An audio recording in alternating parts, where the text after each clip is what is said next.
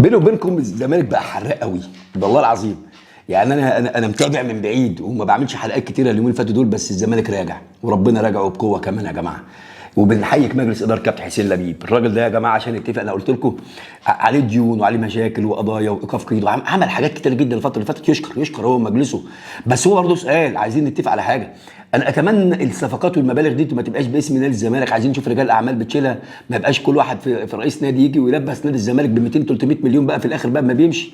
عايزين اداره ماليه حلوه انك تمشي وتجيب، واقتصاديا وتدبق، ومن هنا وتبيع ده وتجيب ده، تلزق ده في ده. المهم نادي الزمالك ما يبقاش عليه مديون، ده اللي يهمني في المقام الاول والاخير. حتى لو انت دخلت بدين دلوقتي يبقى انت في خطه لسداده قبل المجلس ما خلاص فترته ويتوكل على الله. انا دايما بقول كده، هو ده النجاح. فكابتن حسين لبيب عمل حاجات حلوه جدا الفتره اللي فاتت. انا عايز اقول لكم على حاجه يا جماعه، لما